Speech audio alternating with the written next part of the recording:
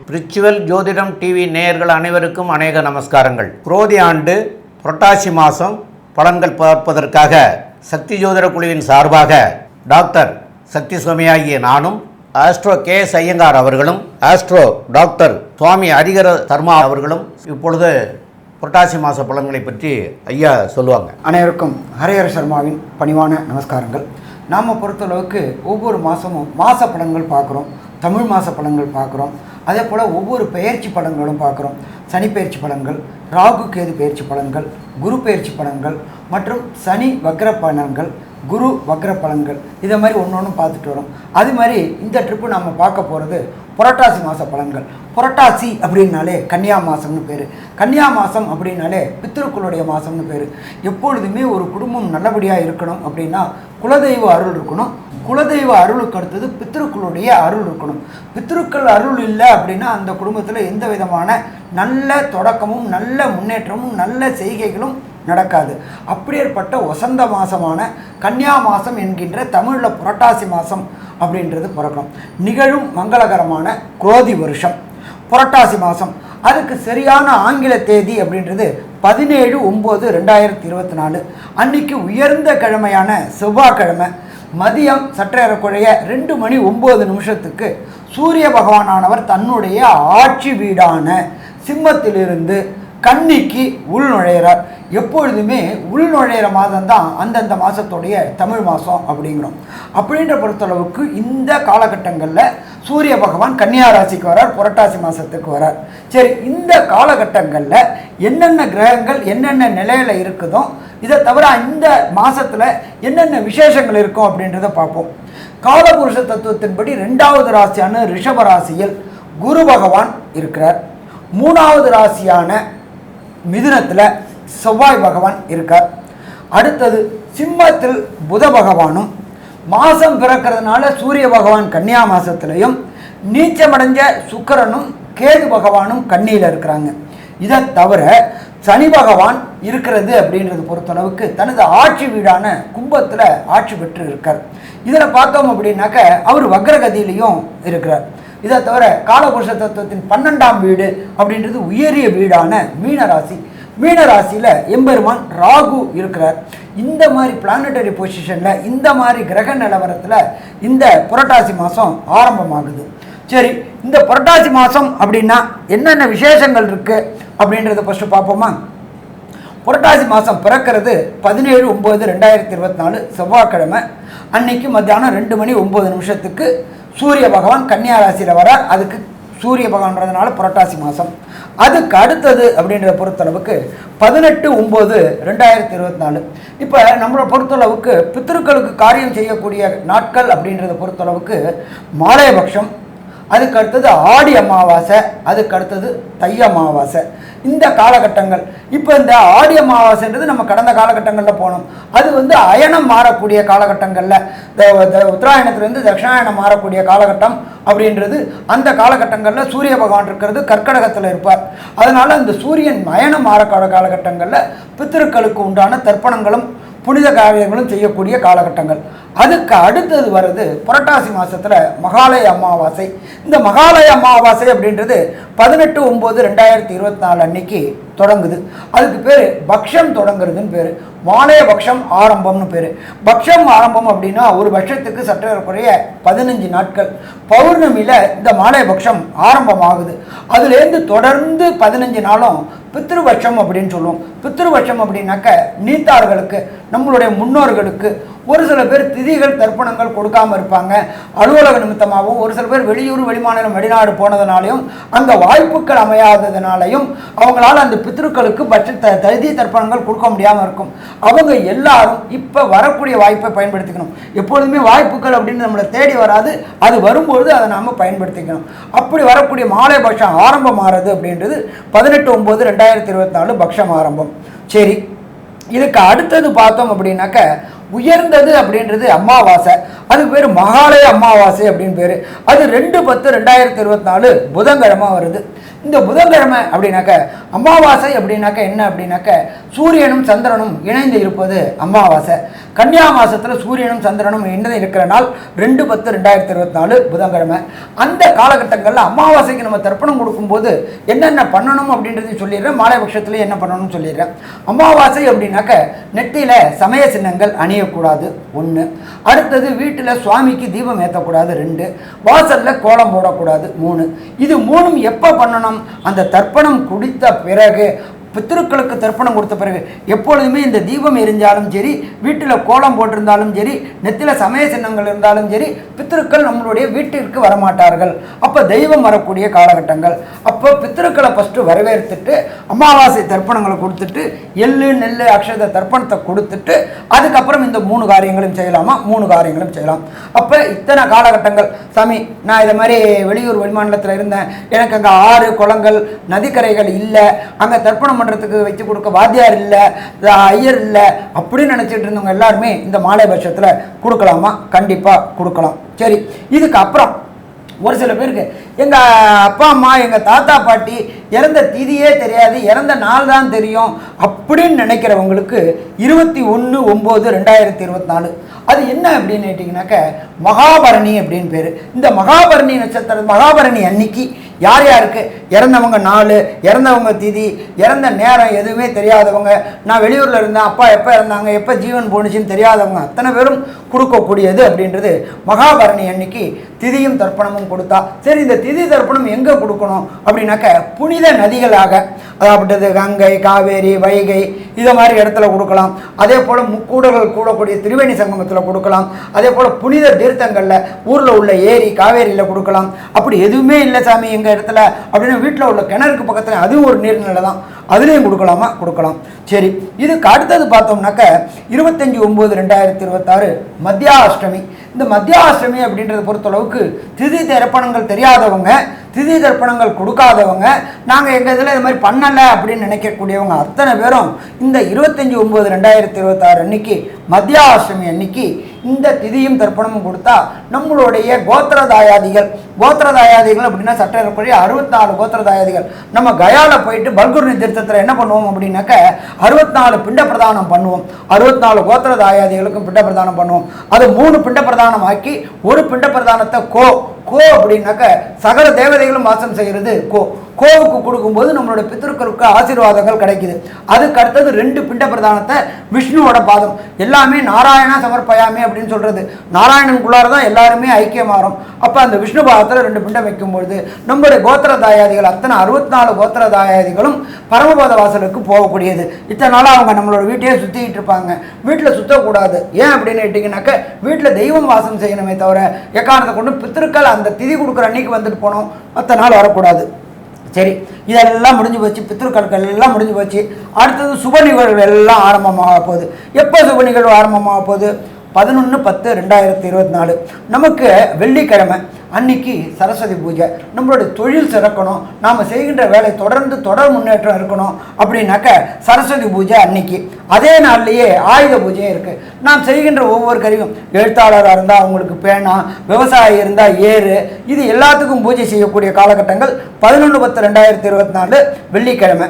சரி, அதுக்கு அடுத்தது 12/10/2024 அன்னைக்கு விஜயதசமி, முக்கியமான நாள். படிக்கிறக்கூடிய குழந்தைகள் அத்தனை பேருக்கும் புஸ்தகத்தை வச்சு பூஜை பண்ணி அன்றைக்கி வித்யா ஆரம்பம், அன்றைக்கி தான் குழந்தைகள் புதுசாக சேரக்கூடியவங்களுக்கு வித்யா ஆரம்பம் என்ற நாட்களும் தொடங்கக்கூடிய நாள். அப்போ இத்தனை வசந்த காரியங்களும் இந்த கன்னியா மாதம் என்கின்ற புரட்டாசி மாதம் வருது. சரி, இப்போ இதில் பொறுத்தளவுக்கு ஒவ்வொரு ராசிக்கும் என்னென்ன நற்பலன்கள், என்னென்ன பரிகாரங்கள் அப்படின்றத பார்ப்போமா? அன்பார்ந்த கன்னியா ராசி நேயர்களுக்கு ஹரிஹர சர்மாவின் பணிவான நமஸ்காரங்கள். இந்த புரட்டாசி மாதம் உங்களுக்கு எப்படி இருக்க போகுது? அமோகமாக இருக்கும். என்ன சாமி எடுத்த விட்டே அமோகமாக இருக்குன்ட்டீங்க? ஆமாம், ராசி நான் புதனே உங்களிடத்துல ஆட்சி உச்சம் மூலத்திரிகோணம் பெற்றுட்டாரு. அங்கே யார் வந்தாலும் அவரை மீறி எந்த வேலையும் செய்ய முடியாது. அடுத்தது 12க்கு உண்டான சூரிய பகவானும் உங்கள் கூட சேர்ந்துட்டாரு. புத ஆதிபத்திய யோகம். என்ன சாமி புத ஆதிபத்திய யோகம் எல்லாருக்கும் வேலை செய்யுமா? கண்டிப்பாக இந்த கன்னியா ராசியை சேர்ந்தவங்களுக்கு என்னென்ன நட்சத்திரம் இருக்குது? மகம் பூரம் உத்திரம், உத்திரம் அஸ்தம் சித்திரை. அவங்களுக்கு இந்த புதனுடைய திசையோ அல்லது சூரியனுடைய திசையோ அல்லது புதனுடைய புக்தியோ அல்லது சூரியனுடைய புக்தியோ அல்லது புதனுடைய அந்தரமோ சூரியனோட அந்தரமோ வரும் இந்த 30 நாட்களில் கண்டிப்பாக வெற்றி கிடைக்கக்கூடியதில் எந்த விதமான மாற்றமும் கிடையாது. ஒன்று. அதுக்கடுத்தது அங்கே உள்ள சூரிய பகவானை பிரகஸ்பதியான குரு பகவான் அகப்பட்டவனுக்கு அஷ்டமத்தில் சனி, ஓடி போனவனுக்கு 9ல் குரும்பாங்க. கரெக்டாக கன்னியா ராசிக்காரனுக்கு ஓடி போனவனுக்கு 9ல் குரு வந்தாச்சு. அந்த பிரகஸ்பதி தன்னுடைய விசேஷ பார்வையான 5ஆம் பார்வையாக உங்களோட ராசியை செலுத்திட்டாரு. ராசிநாதனான புதனும் அங்கேயே இருக்கார். தொட்டதெல்லாம் தொடங்கக்கூடியது, வச்சதெல்லாம் விளங்கக்கூடிய காலகட்டங்கள். அடுத்தது வாக்குஸ்தானாதிபதியான சுக்கிர பகவான் அவரோட இடத்துல சப்பளம் போட்டு உட்காந்துருக்கிறாரு.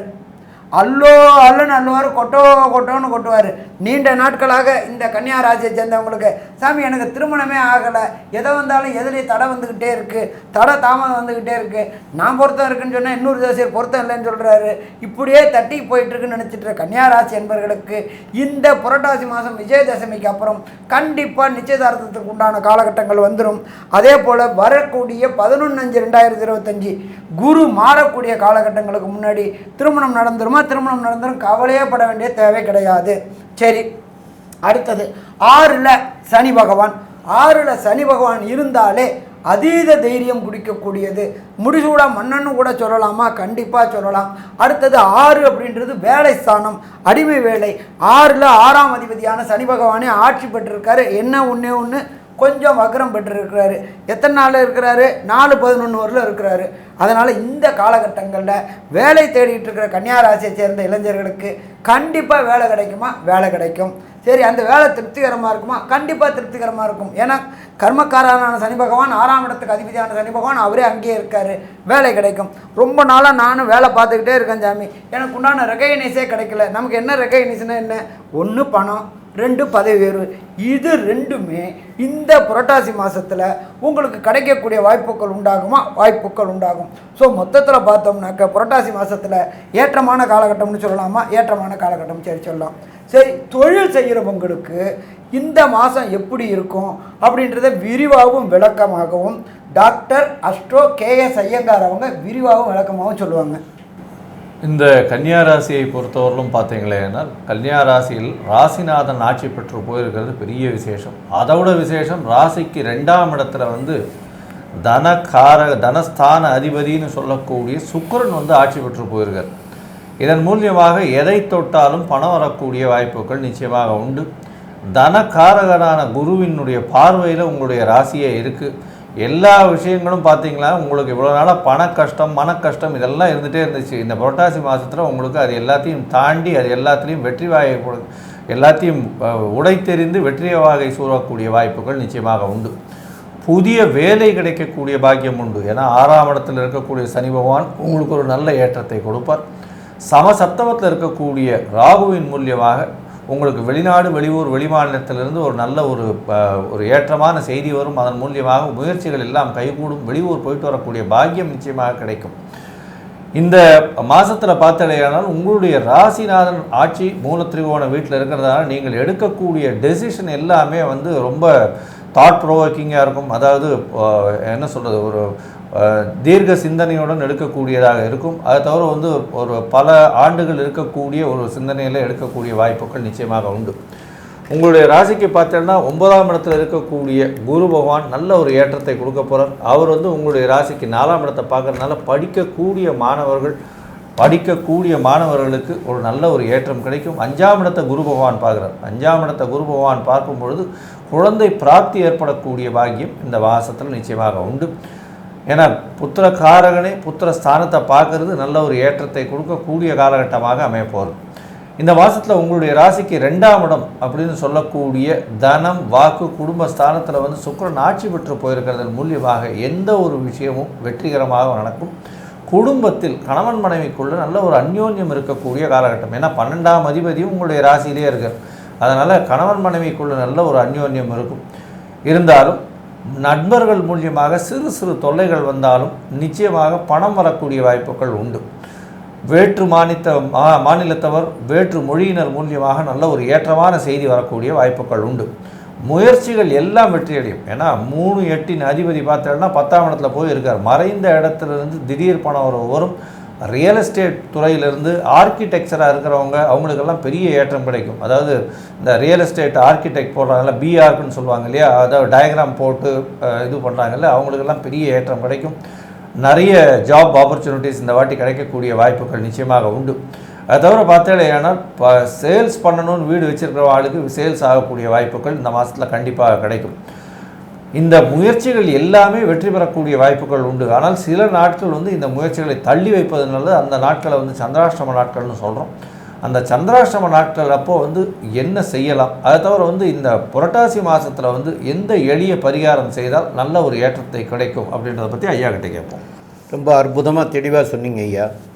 இதில் சந்திராஷ்டம தினங்கள் அப்படின்னு சொல்லக்கூடியது கன்னியா ராசிக்காரர்களுக்கு 20/9/2024 வெள்ளிக்கிழமை காலையில் 9:32 முதல் 21/9/2024 சனிக்கிழமை, 22/9/2024 ஞாயிற்றுக்கிழமை பகல் 12:19 வரைக்கும் சந்திராஷ்டம தினங்கள். இந்த சந்திராஷ்டம தினங்களில் தவிர்க்க வேண்டியது அப்படிங்கிறது ஒன்று பிரயாணம், ஒன்று புதிய முயற்சிகள். இது ரெண்டையும் தவிர்க்கிறது சால சிறந்ததாக இருக்கும். காரணம், ஒரே மனநிலை இருக்காது, அந்த மனநிலையில் தடுமாற்றங்கள் ஏற்படும். அதனால் இந்த நாட்களை புதிய முயற்சிகளுக்கும் பிரயாணத்துக்கும் தவிர்க்கிறது மிக மிக நல்லது. மேலும் இது மாலையபட்ச மாதமாக இருப்பதனால, அதாவது புரட்டாசி மாதங்கிறது மாலையபட்சம் அப்படின்னு சொல்கிறாங்க. அந்த மாலையபட்சத்தில் மாலை அமாவாசை தினத்துலேயோ அல்லைன்னா இதில் ஆரம்ப காலத்திலே சொல்லியிருக்கிறாங்க ஐயா, இந்த மத்தியாஷ்டமி, இந்த மகாபரணி, இந்த நாட்கள் எல்லாம் கூட பண்ணலாம்ங்கிறத ஐயா சொன்னாங்க. அப்போ அந்த நாட்கள்லையாவது போய் திலதர்ப்பணம் பண்ணிக்கிறது உங்களுடைய முன்னோர்களுக்காக பண்ணினீங்கன்னா உங்களுடைய முன்னோர்களுக்கும் சிறப்பாக இருக்கும். அந்த முன்னோர்களுடைய ஆசீர்வாதம் இதை செய்கிறதுனால உங்களுக்கும் கிடைக்கும், அது உங்களுடைய சந்ததிக்கும் போய் சேரும். அப்போ இந்த எங்கே போய் செய்யணும் அப்படின்னு கேட்டிங்கன்னா, ராமேஸ்வரத்துக்கு அருகிலற கடலில் திருப்புல்லானின்னு ஒரு இடம் இருக்குது. அங்கே கடலுக்குள்ளற நவகிரகம் இருக்குது. அந்த இடத்துல போய் செய்கிறது சால சிறந்ததாக இருக்கும். அங்கே போய் பண்ணிங்கன்னாலே ரொம்ப விசேஷம். இது உங்களுடைய முன்னோர்களுக்கும் புண்ணியம், உங்களுக்கும் புண்ணியம், உங்களுடைய வருங்கால சந்ததிக்கும் புண்ணியம். ஆக நல்லதை பெற முடியும். அதனால் அங்கே போய் பண்ணிக்கிறது சால சிறந்ததாக இருக்கும். இப்போது இந்த மாதத்தில் உங்களுடைய தசாநாதனோ புத்திநாதனோ அந்தரநாதனோ சூட்சமநாதனோ சரியில்லாமல் இருக்கிற பட்சத்தில் உங்களுடைய வீட்டுக்கு அருகாமையில் இருக்கக்கூடிய புதன் கிரகத்துக்கு போய் வழிபட்டுட்டு வந்தீங்கன்னா சால சிறந்ததாக இருக்கும் அப்படின்னு சொல்கிறோம். ஏன்னு கேட்டால் உங்களுடைய ராசிநாதன் உங்களுடைய ராசியிலேயே மூலத்துரிகோணம் பெற்று போய் உச்சமடைஞ்சு இருந்தாலும் அங்கே கேதுவோடு இருக்கிறதுனால புதன் பகவானுக்கு போய் பண்ணிட்டு வாங்க. புதன்கிழமை தோறும் இந்த 4 வாரமும் தொடர்ச்சியாக போய் பண்ணுங்கள்.